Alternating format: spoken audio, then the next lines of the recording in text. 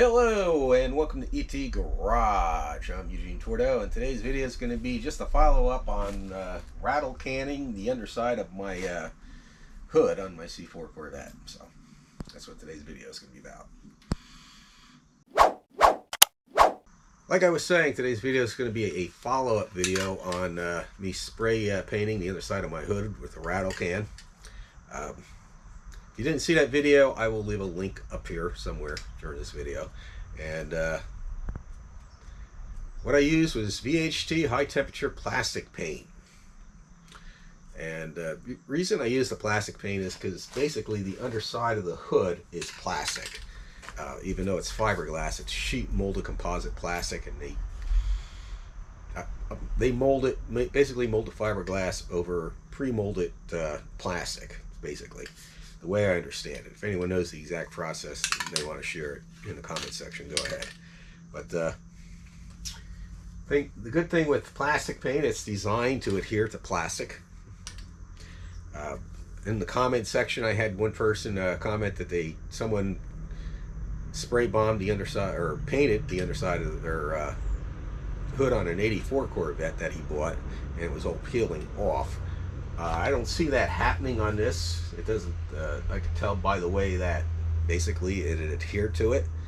I don't think that's going to happen. It could be in the future that it might happen. It might flake off or something. The way it is now, it doesn't look like it's going to happen. This is designed to adhere to plastic. You don't need any special primers or anything like that. In fact, it tells you not to. It tells you not to use like bonding agents or anything like that. You do have to prep and clean the surface, and that's one of the things I'm going to go over in this video. Another thing is, another comment I got was a gentleman was saying he always gets overspray on everything when he sprays in his garage. I guess he has a big garage with a bunch of cars, and then he has to clay bar the cars afterwards unless he covers everything up. I did get like dry overspray. I noticed it on the windshield when I wiped off the windshield.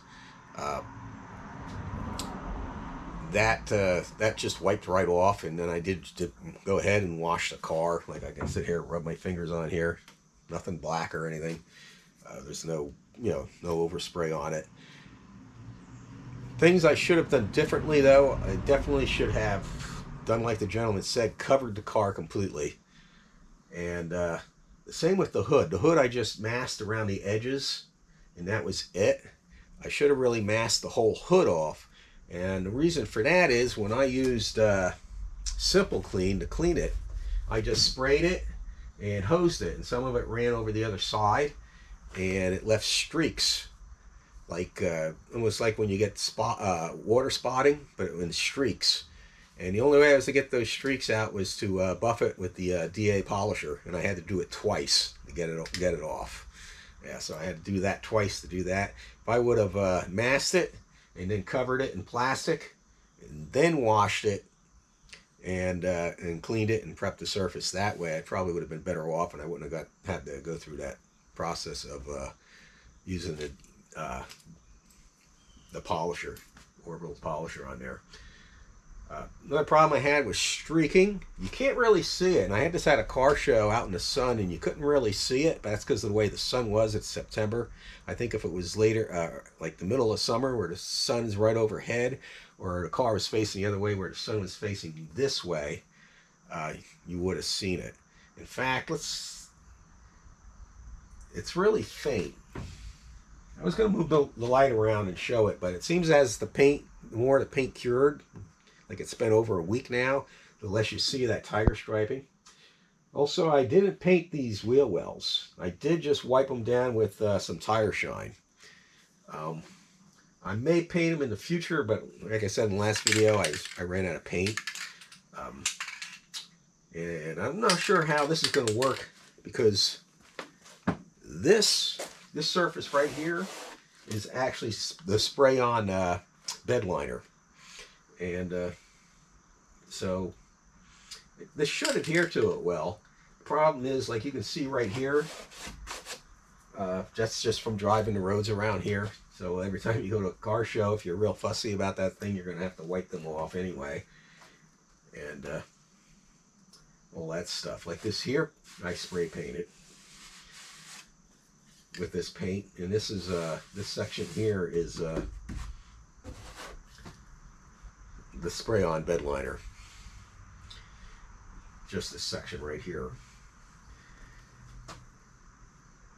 So I might go ahead and paint them in the future. I don't know. I might even take apart these the headlight buckets completely and clean them up and paint them just to make them so everything blends in nicer. It is 100% better than what it was before. Go watch the last video. You should be able to see it. And I guess that's about it. It's just, like I said, a short video on a follow-up, what I should have done different. So if you go to do this job, make sure you get extra cans of paint and use one can for practice. Practice on a sheet of cardboard so you don't get tiger striping. The spray nozzle on this isn't that great as far as making a pattern. If you can get a similar paint and a quart can and a spray gun where you can adjust the pattern, you'll be a lot better off. Can't think of anything else to add. But like I was saying, completely cover the car and completely mask off with the hood with plastic before you even wash it down. So you don't have to worry about streaking in your wax coatings and everything, and then you got to DA it with a Orbital polisher to get all those streaks out. Well, yeah, this is it for the video. I ain't gonna keep rattling on. So far, I'm real happy with this product. I've used it before on a bracket. I did another video. I'll leave that link up here too. Yeah, I guess that's about it. Just a short video for now. In the meantime, everybody have a great day and God bless.